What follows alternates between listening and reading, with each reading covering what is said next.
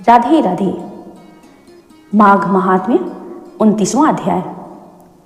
आगे की कथा में आप लोगों ने सारस और वानर की वार्ता सुनी।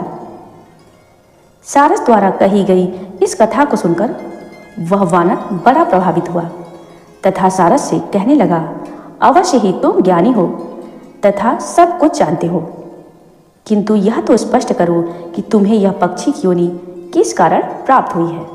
इतने धार्मिक होते हुए भी तुम सारस की योनि को क्यों प्राप्त हुए।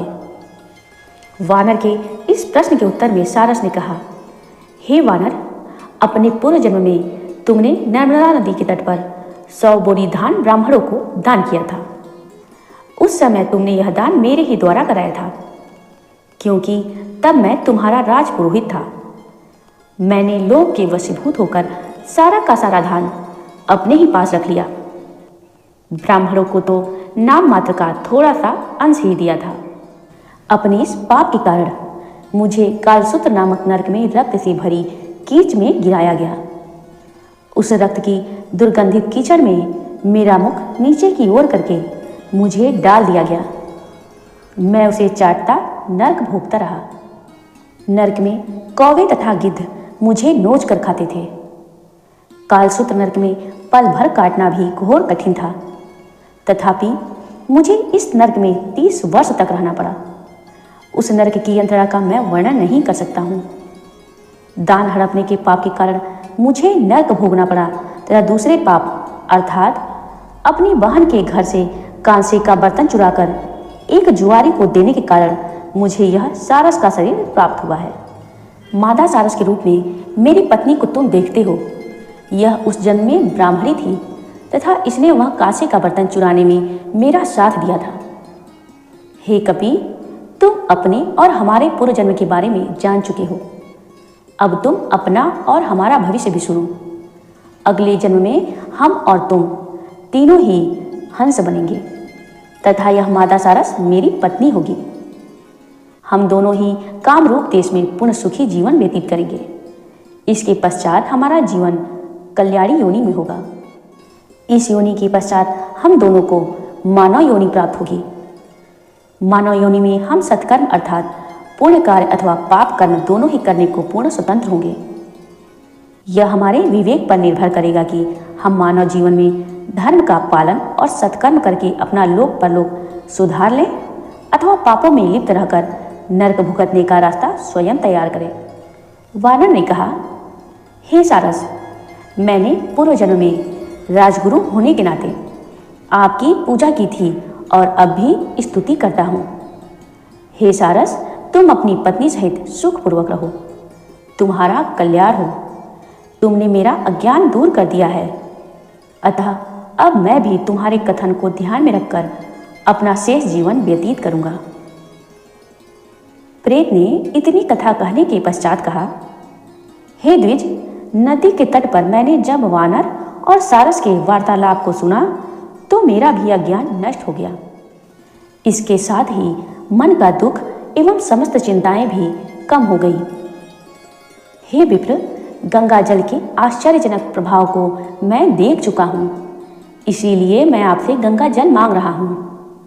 मैं बहुत दुखी हूँ तथा गंगा जल पीने को ललायित हूँ। गंगा जल की महिमा का वर्णन करते हुए प्रेत ने आगे कहा, एक ब्राह्मण ग्रामीणों के भजन पूजा करवाया करता था। एक बार उसने किसी अयोग्य व्यक्ति से अशुद्ध रूप में मंत्र का जाप करवा दिया।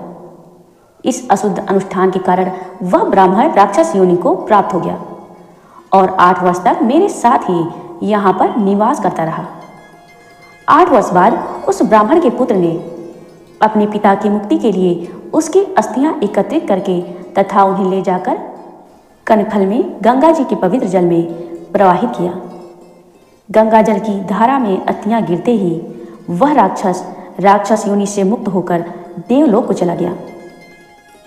प्रेत ने आगे कहा, हे विप्र, गंगा जल के इस अद्भुत तथा चमत्कारी प्रभाव को देखकर ही मैंने आपसे गंगा जल की याचना की है। मैंने अपने पूर्व जन्म में तीर्थों पर बिना कुपात्र या सुपात्र का विचार किए सभी का दान ग्रहण किया है, लेकिन स्वयं कभी भी कोई छोटा या बड़ा दान नहीं किया।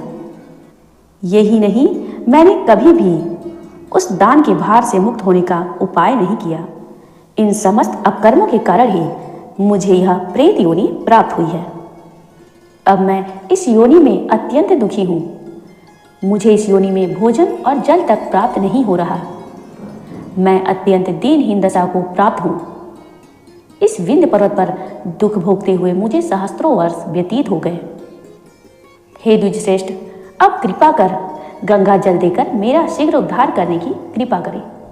प्रेत के उपरोक्त वचन सुनकर उस पुण्यात्मा पथिक के हृदय में प्रेत के प्रति करुणा जागृत हुई और उसने दया से द्रवीभूत होकर उस प्रेत को त्रिवेणी का जल पिला दिया। प्रेत ने त्रिवेणी का जल पीने के बाद कुछ जल से अपने मस्तक पर अभिषेक किया। इसके फलस्वरूप उस प्रेत की काया छूटकर उसे दिव्य शरीर प्राप्त हो गया। उस दिव्य शरीरधारी ने प्रसन्न होकर कहा, श्री गंगा जी के पवित्र जल का पूर्ण गुणानुवाद नारद, सारद और ब्रह्मा जी भी नहीं कर सकते। यदि गंगा जी की ऐसी चमत्कारिक महिमा न होती तो भगवान शंकर गंगा जी को अपने शीश पर क्यों धारण करते। गंगा जल के समान महिमा में न तो कोई सिद्धि है और न गति ही है। श्री गंगा जी सर्वोपरि हैं। भक्ति पूर्वक गंगा जी की सेवा करने वालों को अवश्य ही मुक्ति प्राप्त होती है।